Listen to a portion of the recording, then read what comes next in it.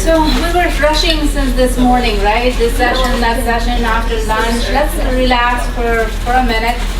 We'll do some, breathing exercises and a few minutes of silence. Okay? So please close your eyes and just be here in this room.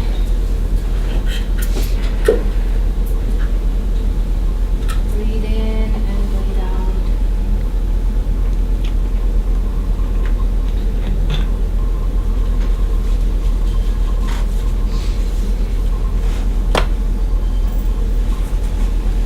Just relax. Relax your body. Relax. Just don't think of anything. Be yourself.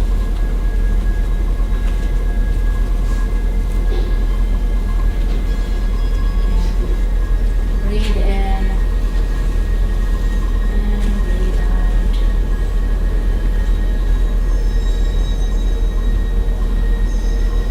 Just a couple more times.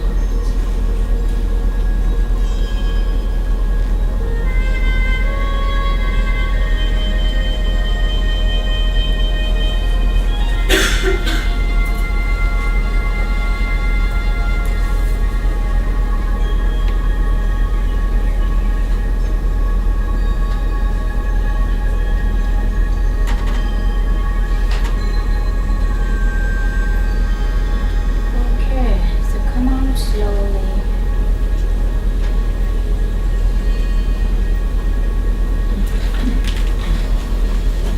Okay, how was that?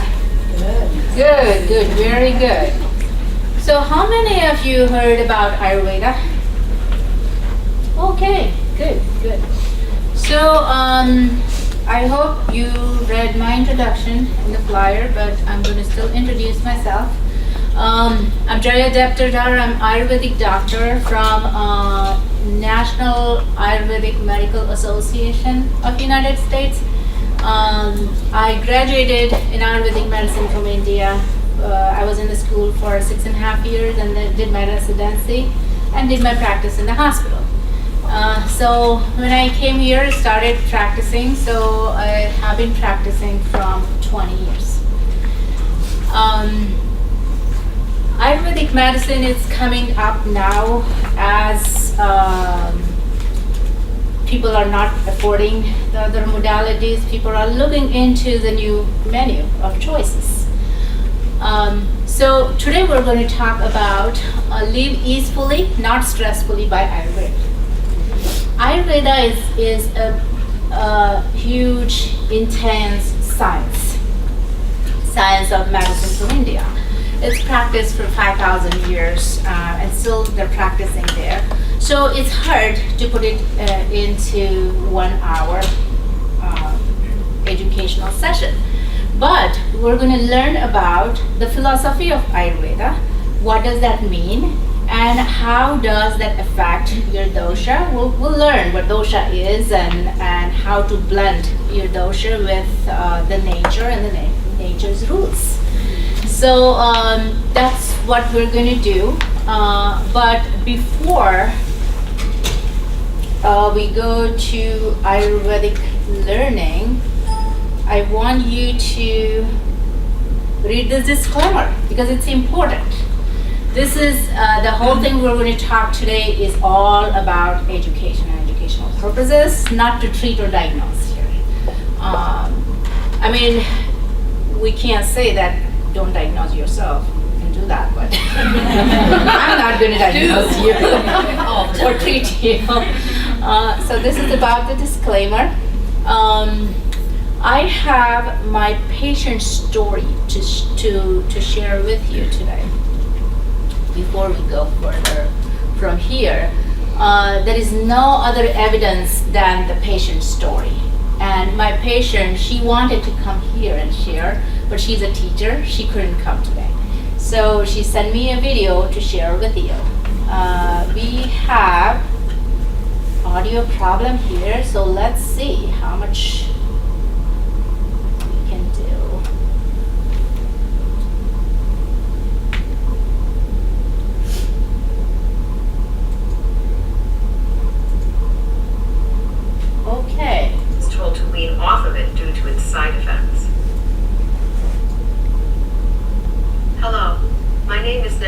is Deanna. I live in Berlin, Connecticut. About 4 years ago, I suffered from a severe case of pleurisy, which is the inflammation of the lining of the lungs. It caused excruciating pain every time I breathed, and I was hospitalized twice.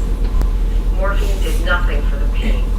I went to every specialist in almost every field of medicine and was finally prescribed prednisone, which lessened the pain, but then I was told to wean off of it due to its side effects. No traditional doctor was able to tell me how to wean off the prednisone. The doctors wanted to put me on methotrexate, which is a cancer drug, but I refused because of the list of serious side effects. That's when I discovered Jaya, who suggested 3 simple supplements and some dietary changes. Within a few months, I was off the prednisone and pain-free. She saved me from a debilitating and very scary condition. I no longer take the supplements and have had very few minor flare-ups since then. 2 years ago, I brought my daughter, who was 21 years old at the time, and suffered from a chronic case of acne for over 8 years, anxiety and irritable bowel syndrome for 6 years, and occasional flare-ups of eczema since she was born, also to Dr. Jaya. She was prescribed many topical and oral medications from a traditional dermatologist, which helped for a time but never worked long-term.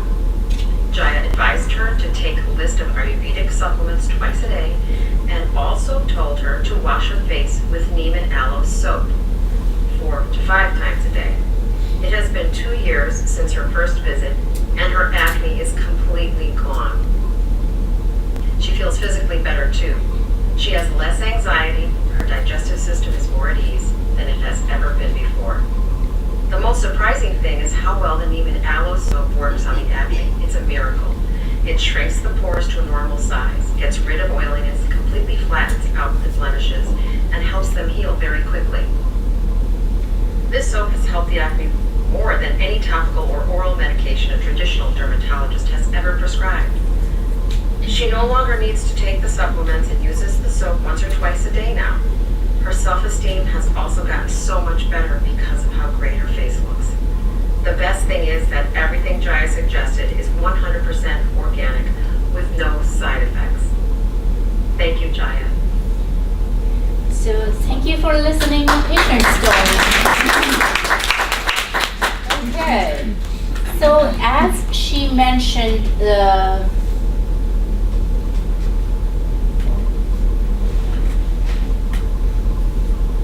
you want to do view at the top?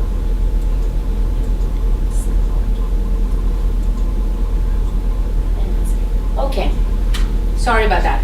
So as she mentioned that her daughter was suffering from acne, she was also suffering from anxiety and depression.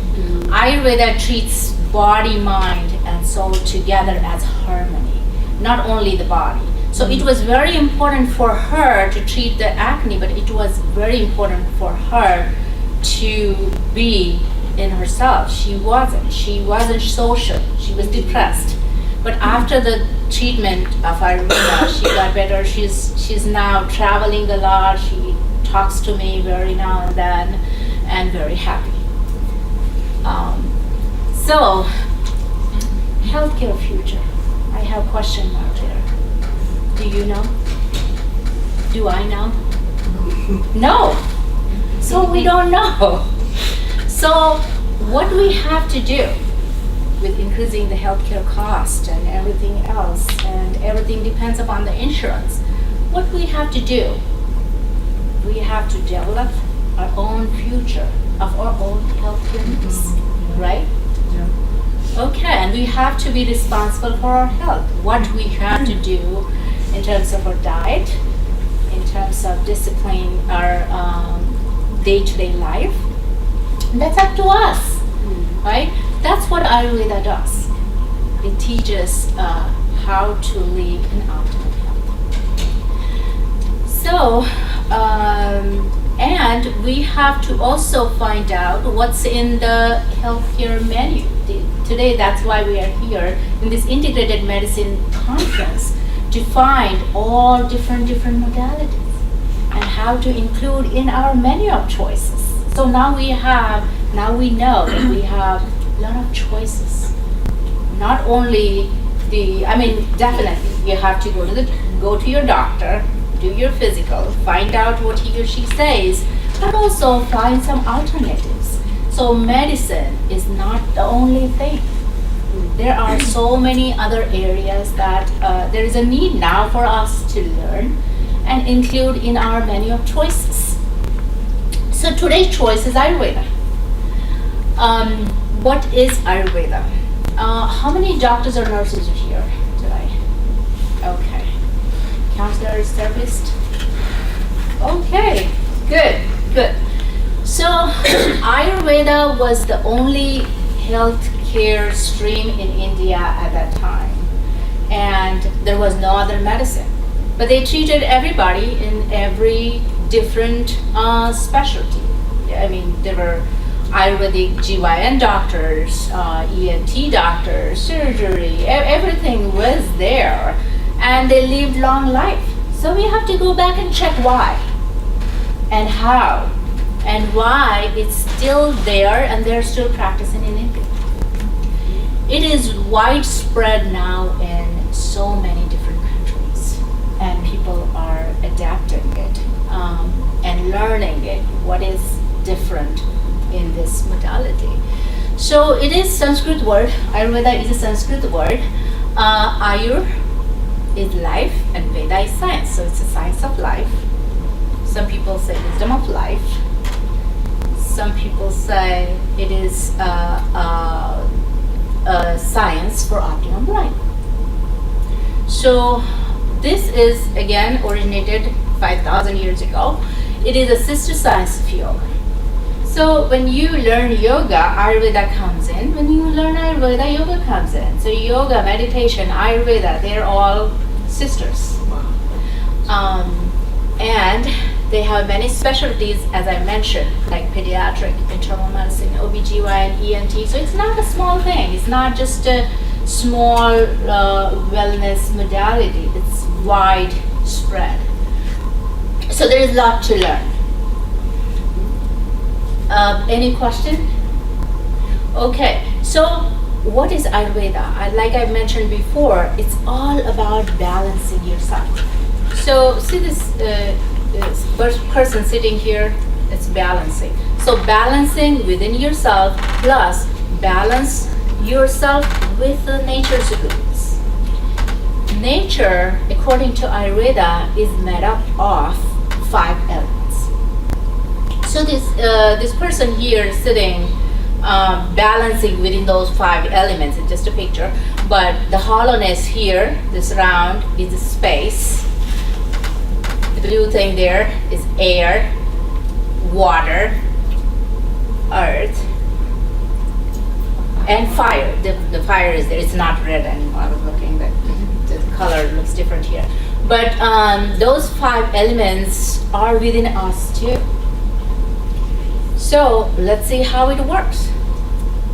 So this 5-element theory is the base of Ayurveda. So we have to go back again and again to learn that, because once we have those concepts clear about the 5 elements and how to tune up with the nature, with the season, what we eat, how we eat, day, time of the day, then we can balance ourselves and be in optimum health, and we can teach our family, we can teach our friends. So let's see what these 5 elements are, like we learned before. But these are not only like air, it is a quality. It is a quality. Whatever is called air, whatever is moving is air. Wind, that's air. Whatever moves you, like your respiration, your movements, it's all air. That's air. Fire is energy. The warm energy comes from sun, but not only that, but it also transforms our mind, transforms our food, it digests our food, and that's the concept of fire. Pitta, it's called Pitta in Ayurveda. Water is the fluidity. Whatever is the fluid substance in the nature is water. Ether is just the space. hollowness is ether. Then earth is the solidity. Whatever is the solid substance, the mass, the earth, the food we eat, it's all earth. It's all solid substance. Whatever is solid substance, it's earth.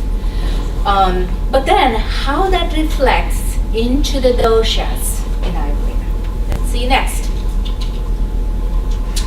So Ayurveda is basically made of or rounded. It's rounded around this three doshas. It's called kapha, pitta, and vata. But all three doshas, where they came from? They came from these five elements. So kapha is the earth part, which is cold and weak and heavy. That's in our body. It's the quality. It's called kapha.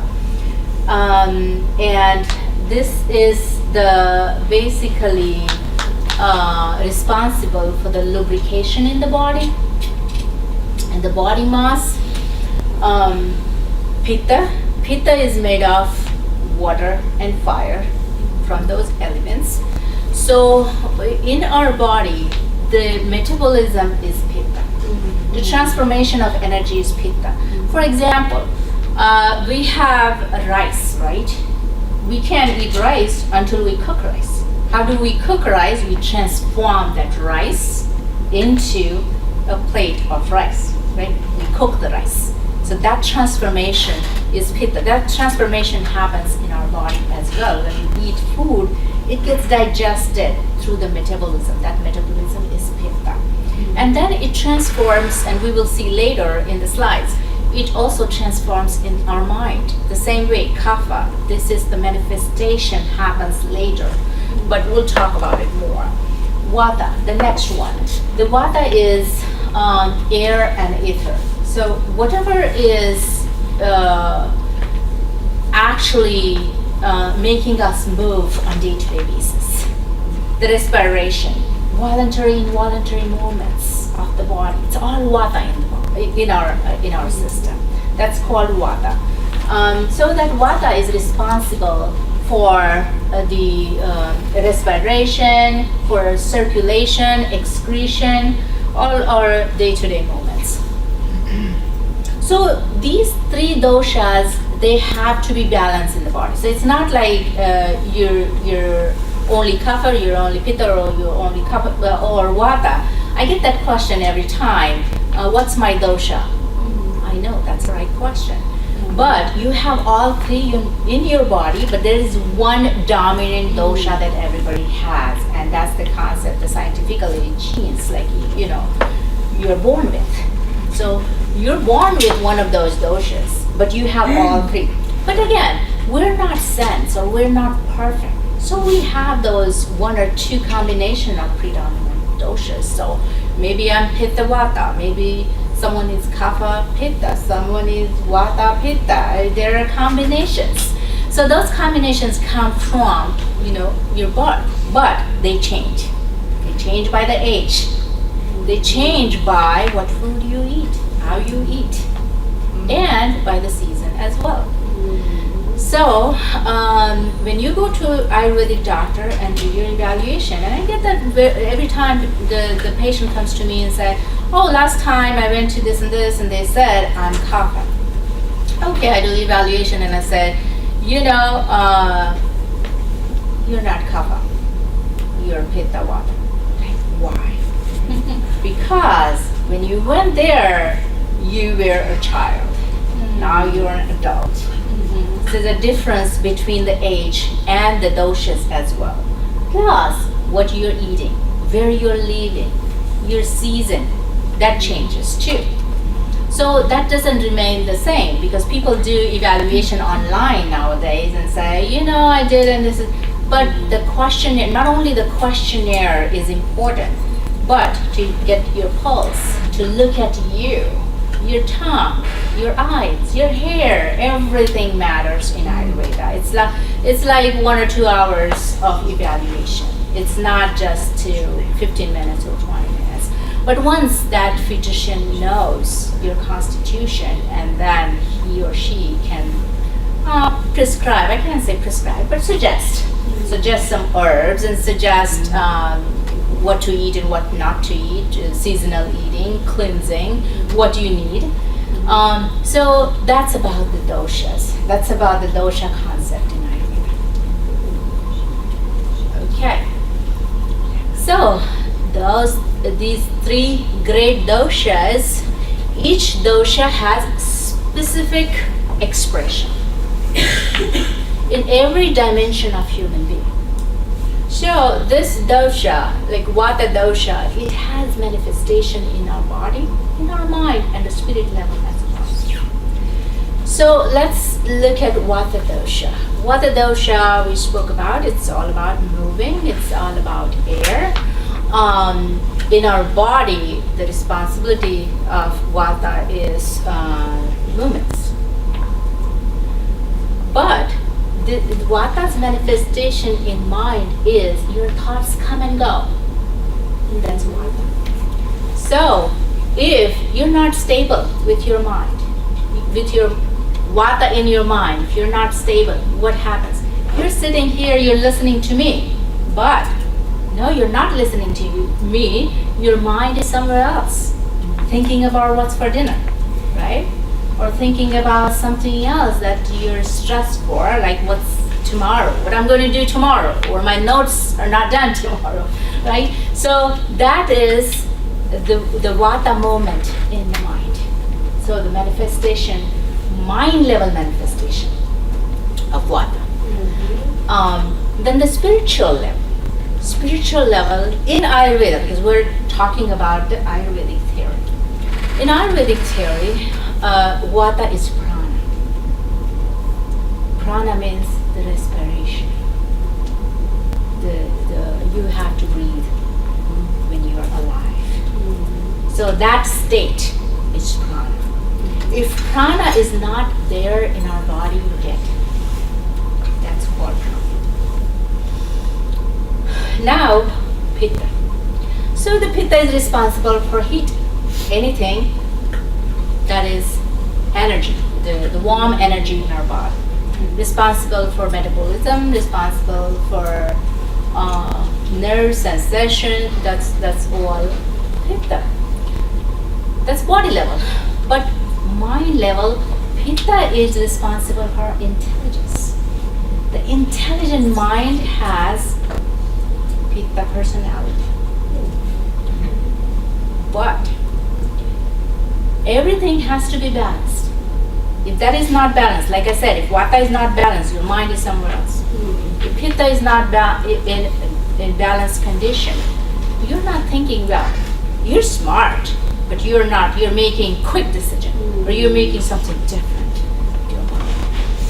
So Pitta is a brilliance. In spiritual level, it's called Tejas. Tejas, that means brilliance.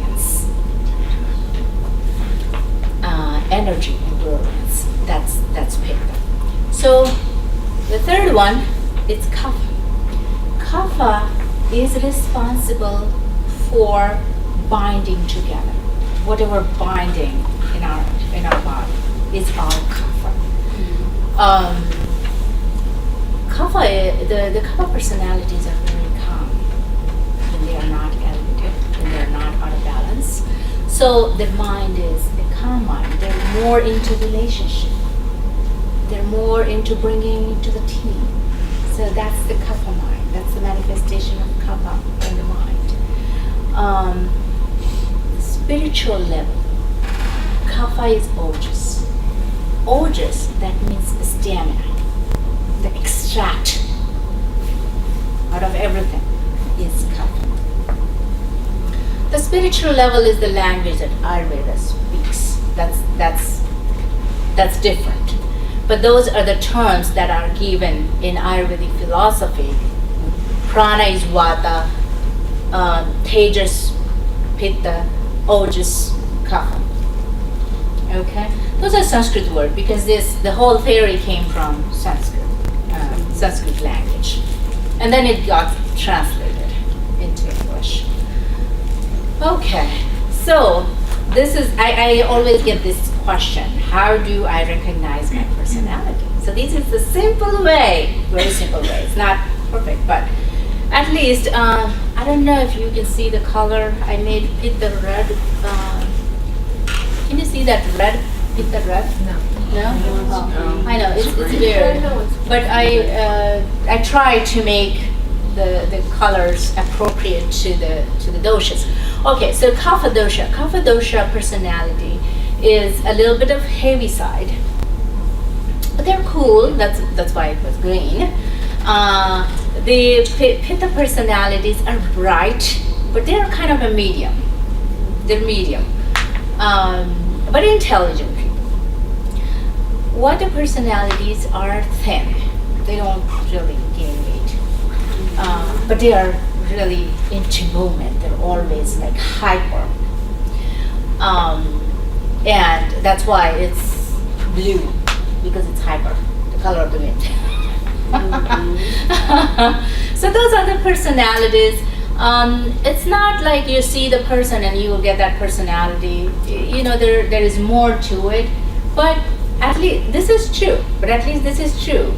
The personality-wise, when you see the heaviness and the medium and the thin personality, you will definitely in your mind that's me. I mean, if you look at yourself, and then you will work on it. Like, okay, kind of about the personality. I should not go when there's wind or it's windy outside. So how this balance goes in the nature? See, if wind is calm, our mind is calm, right? The nature is calm. But when that wind blows like crazy, hurricane or like a tornado, there is a problem. That's how imbalance goes in our body as well. The same thing, fire. Fire is good, the sunlight is good, but if it's too much, you know, you can burn your skin. Or the fire, it burns anything, you know, in the woods. Water, when it's balanced in the nature, everything is fine. But when it floods, it's a disaster. So that happens in our body too. When it's not in balance, that is a disaster. That's why, according to Ayurveda, the doshas, if they're not in balance, that means there's illness, that particular illness. And when they're balanced, we're healthy. Okay, so it's all about harmonious balance of body, mind, and spirit. But to blend that with the nature's rules as well. So how that works with the nature's rule? The nature's rules. So if it's heavy winter and it's snowing, and the person is what a personality, it definitely affects to that particular personality because of the personality from the birth, but it affects everybody. If it's winter and you work outside for 5 hours without covering yourself, it's going to bother you. You're going to get sick. Right? So you have to make sure that you have to put your layers on or eat something warm to not to get sick. So that is how you tune up with the nature and blend with nature's rules. Okay, so what is modern medicine philosophy saying here? They're not saying that body, mind, and spirit have to be treated and it has to be in balance. No. You go to the doctor, your body parts get treated, you have hand broken, it gets treated, right? You have a problem with the digestion, gets treated, problem with the liver gets treated, problem with the heart gets treated, right? Nothing to do with the mind. Do they? No. Mind gets treated separately, so they refer you to the psychiatrist, right? I mean, if you go to a psychiatrist and say, I have digestive problem, digestion problem, or liver problem, you get referred to another doctor, right? Do they talk to each other? No. That is why we're here, for integration. That's the only thing is going to work, because there should be integration between them as well, right? And that's the the thing happens in alternative medicine, any alternative medicine. It's all about body, mind, and spiritual level, and the balance between all three. So the treatment is, if you go to the doctor, treatment is by protocol, not by individual. Not by individual. It's not too much focus. I don't think you are in doctor's office for more than half an hour, even if you go to the physical. Can you talk to your doctor like friendly and explain everything? And the doctor is going to listen. So Ayurvedic therapy is individualized. Whatever your prakriti is, whatever your dosha is, they work with that. And it's more about the patient and physician relationship too. So I know my patient, if I ask them, I can bring like 10, 15 videos to show, because that's how our relationship is. That's how the closeness is. They can text me, they can email me, they can call me. So because that is very important, that connectivity changes your psychology. That doctor is with me, right? And that's the big thing about treating any disease. It has to go through the psychological level. That I have support. I can call anytime. I can ask any question. That supports more than anything else. So I always say that we are our own healers. We have the capacity to heal. We have to be responsible for our own health. And that is all about the alternative and complementary medicine. Whether it's yoga, whether it's hypnotherapy, whether it's acupuncture, whether it's Ayurveda. And again, it is all about insurance coverage.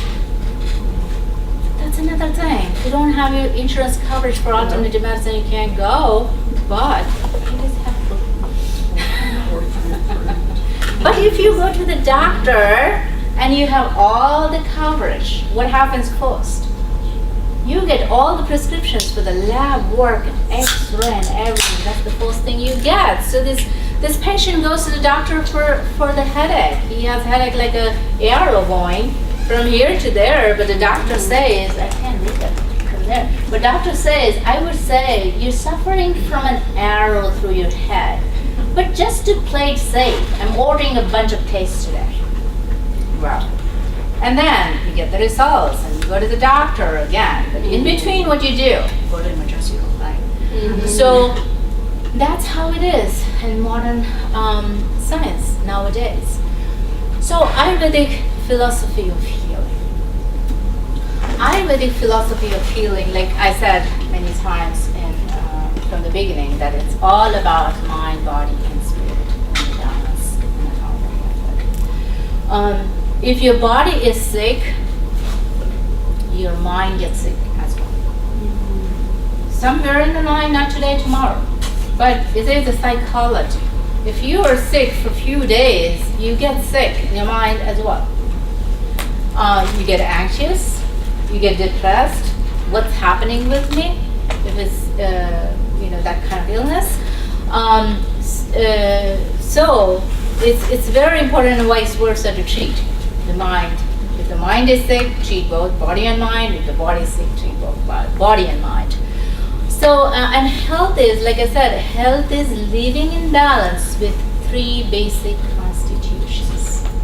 If they're in balance, you're healthy. And I know that, people want evidence-based.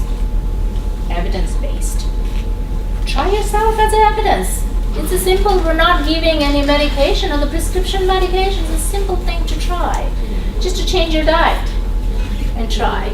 So, but there are a lot of studies done in India because the science originated from India. So the money for research was there to do it. And that's how it's consistently used from 5,000 years until today.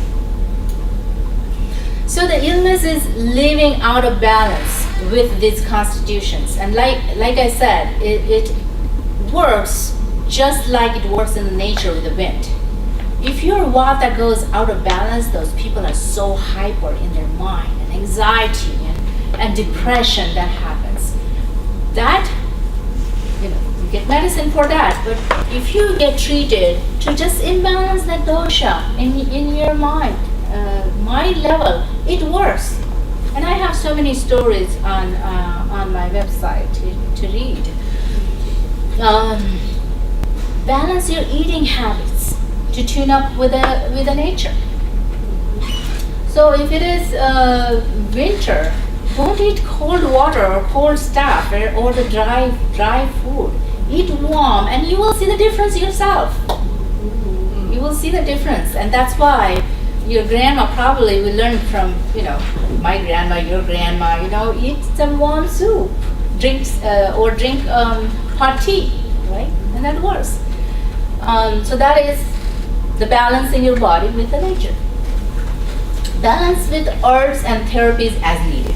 So when these doshas go out of balance and you have illness, say you have kapha, cold, flu, let's say asthma, then what happens? Then there are herbs to balance those doshas. So there's particular diet required, seasonal diet required, but there are herbs required too. So the herbal formulas are available now and they're tested. They're tested well in the lab, analysis is done, they're beautifully presented on the website. You go to Banyan Botanicals and you will see all the research there as well. And you can also go there and buy if you want. So, and they're very reasonable. They're very reasonable to try. So, treatment is all individualized here. And the patient is connected. Again, patient is connected with the doctor throughout his or her healing process. That's the healing in Ayurveda. See, our self-power for healing.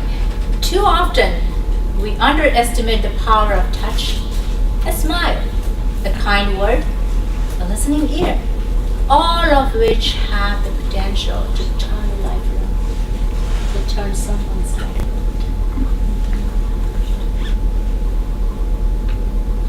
So here, now we're looking for the mind, the behavioral health part in Ayurveda. Okay, so science of healthy mind.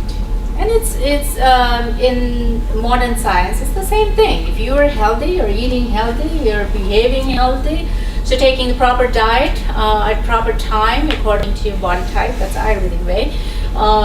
Healthy memory, your memory is healthy, you're remembering things, following good values, self-awareness and responsibilities, so you're aware of yourself if you're in a healthy mind. Maintaining self-hygiene and cleanliness, staying active, fearlessness, doing things enthusiastically. So if you're doing all this, you're healthy with your mind. So if there is anything going out of balance, so you know what's going on with your doshas. So, signs of unhealthy mind. So according to Ayurveda, psychological conditions caused by mental health or behavioral health disorders are anger. Unnecessary anger is a condition. Greed, jealousy, sad feeling, anxiety, neurosis, fear, unhappiness. That's all signs of unhealthy mind. What is that? According to the theory of Ayurveda, the psychiatric conditions caused by a combination of physical and mental disorders, it's a combination of both psychosis, convulsive disorders, hysteria, illusion, drowsiness, alcoholism. So these are just a few described here, but there are a lot many. So, causes of mind imbalances. So, okay, we saw those. So, but what causes it? What causes for mind to go imbalance or not in balance? So there are many diverse reasons, but here are some important ones that we're going to look. Emotional stress, occupational stress, trauma, poor upbringing, influence from disturbed individuals, sexual abuse or drug abuse, excess thinking, are some reasons. All these impure actions cause too much anger, hate, nervousness, worry, apathy. But in modern science, it's all about the symptoms, right? So let's say you're in one room, right? So one person, another thing, the standard body temperature is 98.6. Doctors here, 98.6. Okay, so